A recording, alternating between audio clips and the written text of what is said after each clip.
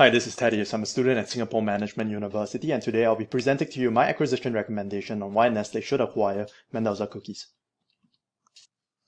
We are proposing that Nestle offers to acquire Mendoza Cookies at 24% premium to Mendoza's current share price.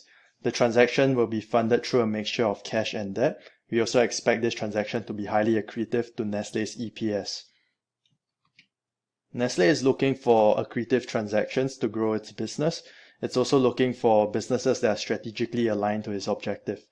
And looking at Mendoza Cookies, we find that among the three potential acquisition candidates, not only are they the most accretive transaction, but they also currently trade below their standalone intrinsic value.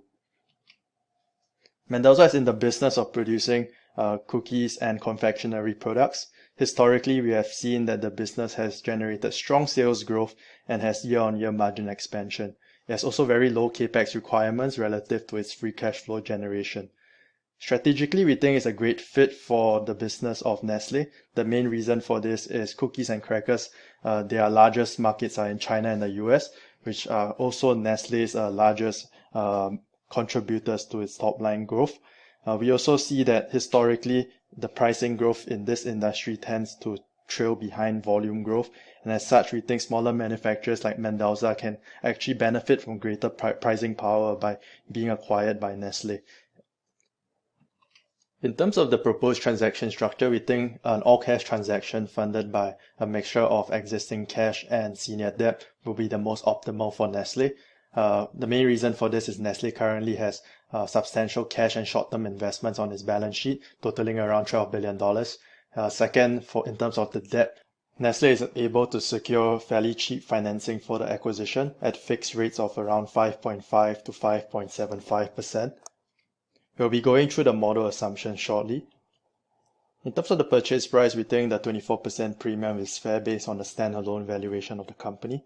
When included for synergies, we think this transaction provides very deep economic value for Nestle. At the current purchase price and financing mix, we do not expect any major downside to Nestle's balance sheet post-transaction. The main reason for this is Nestle is much larger than Mendoza Cookies. As such, the credit metrics like its net debt to EBITDA as well as its interest coverage will not be adversely affected post-transaction. We also expect the transaction to be highly accretive, driven mainly by the realization of synergies in future years.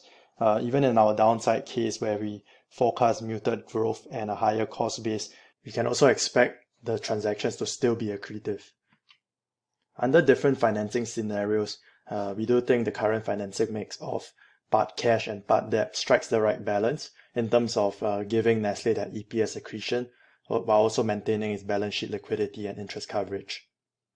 So jumping to the model, here we go to the transaction assumptions tab. We can select which target we want. For example, we are looking at Mendoza Cookies. Back to the cover page, under the target section, they are laid out different drivers for each target. And under Mendoza Cookies, we are assuming that revenue growth here will slow, whereas cost base will stay the same. For working capital assumptions, we are assuming the same as the previous years, while capex requirements of between $60 to $65 million per year have been provided by the management.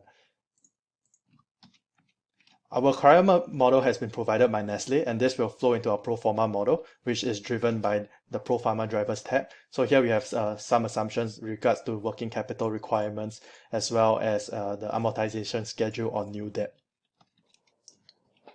So going back into our transaction assumptions tab, here we have our synergy toggle for the amount of synergies that we can expect to realize in different years, and as well as the financing scenarios, for example, our proposed current transactions financing structure versus others. Our sources and user schedule and closing balance sheet is also found here. Moving into the merger consequence analysis, we can see how this structure and these scenarios have impacted the EPS of the pro forma company. As mentioned, this transaction is highly accretive, and we can expect to see about a 6% accretion when synergies are fully realized in the year 2022. Also, below we have contribution of the pro forma company, how it impacts the different line items, and the capitalization and the valuation of the pro forma company. We also see how these credit metrics have changed, for example, the interest coverage and net debt to EBITDA. And lastly, the profitability of the overall company,